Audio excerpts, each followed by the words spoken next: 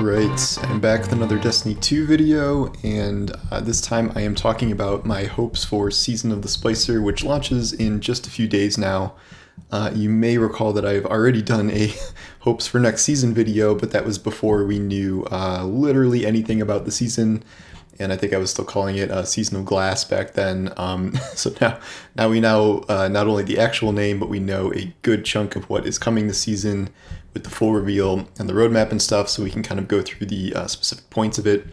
This is a Vex-based season led by Mithrax as the main character and Ikora. So I guess we'll start with some of the story components. I just got done debating with people on Twitter about why it would be bad if the sun went away.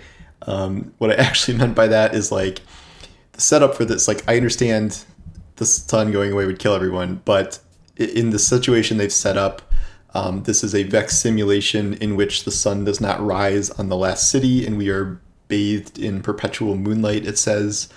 So I'm like, the sun's still there, like it hasn't disappeared completely, so we're not all like imminently freezing to death. Also, it's a simulation, and like I just don't really understand the threat here. So I'm hopeful that this is something more interesting than like it's just very dark in the tower this whole time. I need to kind of know what the actual kind of threat here is to us or the Traveler, and what the Vex have planned, and I'm hoping it's something interesting, but they haven't really kind of explored that yet. So I'm hopeful that pans out into something cool. I am interested to see Mithrax develop as a character. I don't know how much more we're going to see of the Fallen Babies, but kind of hearing his story and seeing him set up kind of a new allied Fallen house could be something that is potentially really cool. Also, in terms of the story, I hope that Crow isn't just not here at all. I think that Destiny's done a really good job with this Crow arc so far, and to have him not be in the season at all, I don't know if I love that. I think we need to kind of continually develop his character over the course of this year, because I'm 99% sure that we are heading toward a season or plot development where Mara Sov returns, and obviously that would have implications for Crow as the former Uldren. So I'm hoping we don't just kind of ditch him for a season and that he actually is able to do something, but I guess we'll see. In terms of the actual kind of gameplay of the season, we have, what are they called? I gotta look at the thing here. What's it called? Overrides. Yes, that is the new 6-man activity. There are 3 of these, so not a ton, and they're on different planets. So I would assume that they're going to be in their own playlists, kind of like Battlegrounds have been, once they're all sort of revealed. One thing I hope for them is that they do the enemy density thing that we got with the Cabal missions, where the Cabal Battlegrounds are just like flooded with enemies, and there's just so many enemies that makes for a really fun combat experience. So I'm hoping that we see that with the Vex, because we really haven't seen that too many other places. We kind of got a little bit of that in the Devil's Lair strike with all the Fallen they put in there, but I'm hoping to see kind of very crowded Battlegrounds type combat scenarios there. And I'm also really wanting to see a more streamlined Umbral system. They announced a couple changes to it, but the whole hammer charge system and the cost of the focused engrams was way too high last season. So I really want that to come down for this season and be less convoluted than it was. It was like almost there, and there was like almost a good way to farm stuff, but it was just a little too expensive to make it worthwhile. And like going to run all these activities to build up coins, and then having to run a bunch of Battlegrounds to spend them, and like the end result was like very few focused Umbrals, and I didn't really love how that panned out overall. And there were still just too many Umbrals in general, even if they did decrease the rate of them. If we need some better system of storing Umbral engrams than the ones that are also there with bright engrams and prime engrams, and then once that's full, then you can't even pick up some legendaries. Like it's kind of a mess, and I think we need a better system. I'm not expecting there to be a better system this season. They haven't announced anything like that, but that is just something I want to see.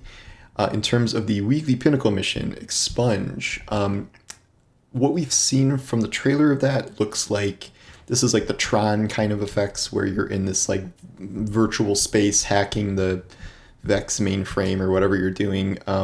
So what I'm hoping to see from that is, like, I've heard that this is built on the Infinite Forest framework. So that means a lot of kind of like moving pieces and stuff. I don't know if it's going to be like procedural like that, but what I would hope to see is that it's listed 6 times on here. So it would be cool if there was like actually 6 distinct versions of this mission. Not building out entirely new spaces like we see in strikes and stuff, but the ability to kind of use this toolkit of rearranging these virtual objects into new encounters each week, kind of similar to what we had with Interference, but Interference I think only had 3 variants. I am not expecting anything like Presage here. I know a lot of people are comparing this to Presage or Harbinger, but I do not think it's going to be like that. I think it is going to be more like Interference, which is good and bad, because Presage is like, they built out a whole awesome ship for that, and it was this really detailed, really rich environment, and I don't see the virtual space really doing quite the same thing. And yet, I think that space can give the opportunity to have a more diverse kind of subset of levels and encounters. So that's kind of what I'm hoping to see there. And then I hope this culminates in something pretty cool once we kind of get through all the lore of it. Something similar to, the Crown of Sorrow and Glycon, but maybe a little bit more involved than that. I would like to see that in like kind of a big finale. So we'll see what happens there. In terms of the weapons, it's hard to know what to say for all of them, but because there's so many. I do want the new ritual weapon to be a reprised loaded question with the same reservoir burst perk. I really miss that fusion rifle, and it would be awesome to have that return. And then I've said this on Twitter, but like if Hung Jury and Fatebringer are both coming back, I think based on that and Joe Blackburn's past comments, it seems very likely that Firefly itself is coming back.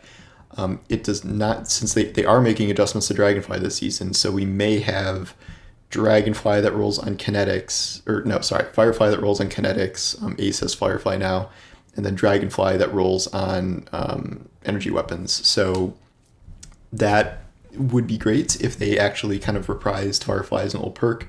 I think it would be weird to have both Firefly and Dragonfly going at the same time, but that may be where we're at. But I don't think Hung Jury or Fatebringer will make as much of an impact unless they have like true Firefly on them. So that is what I'm hoping to see for those. I don't even know if I need to like hope for Vex Mythoclast. Like, it's coming. Like, you can glimpse it in the roadmap if you zoom in really far. The Titan is holding it. So like, yeah, Vex Mythoclast is obviously coming. I am hoping that the new Stasis Sidearm and Stasis Aspects do not mess up PvP any further. I have a feeling that the Stasis Sidearm is not going to be as bad as everyone thinks it might be. I think the activation conditions for freezing are probably going to be stuff that is easier to trigger in PvE and maybe hard or impossible to trigger in PvP. Something like reloading after a multi-kill or something like that. Something that you're not really going to experience that often in PvP outside of very select situations. I kind of saw that from the trailer, but we don't know. So we'll see that, and then we already have like a pretty big hunter nerf for Silence and Squall, so there's continual stasis nerfs coming there. I am hoping that there is a third exotic this season. We only had 2 this season, as my grand hammer theory has not come to pass, as we know by now. So it would be cool to get another one. And then I want to see something secret that is off roadmap, because there is a lot of kind of filler space on the roadmap right now where a huge chunk of it is just kind of the weekly Pinnacle mission repeated and then like Iron Banner showing up periodically. I would love another community puzzle quest, especially for Vex season. It has been a very long time since we've had a true kind of grand community puzzle quest, and Bungie is very good at those when they do them. And Quarters of Time is one of my favorite kind of Destiny experiences back when that was happening. I thought that was so cool. I know some people didn't like it, but I loved it, and I would love to see something like that again. And in terms of, I don't know what there is even really to hope for in PvP. All we know is that we are getting 4 new Iron Banner weapons, 2 reprised, and then we're getting stuff like momentum control back. I don't know if there's anything else to even hope for. I am not going to say that, they're going to surprise us with a secret PvP map or something like that. Is something they would be advertising. I do not think that is something they would keep a secret. So I'm not expecting anything like that. I'm hoping for communication about PvP to kind of have them express what they're going to be doing in the future. We were supposed to have some sort of trials rework again next season, so we'll learn about that. But obviously we need more than just like them continually tweaking trials until the end of time. So those are kind of my main hopes. I guess I skipped over armor synthesis. I don't really know what my hopes are for that, because like we kind of know what the system is. I'm hoping that the quests are not like overly obnoxiously grindy to the point where like they're justifying the cap because it just takes so long to grind out each individual item. That would just be annoying, and kind of the worst of all worlds where it's too grindy and there's a cap. So I'm hoping it doesn't play out like that, but I guess we'll see. And yeah, those are the main things that come to mind when I kind of look through the roadmap and try and think about what I want to see from this season. Let me know what you guys think in the comments, and guess we'll know more in a few days. We'll see what else I have to talk about before then.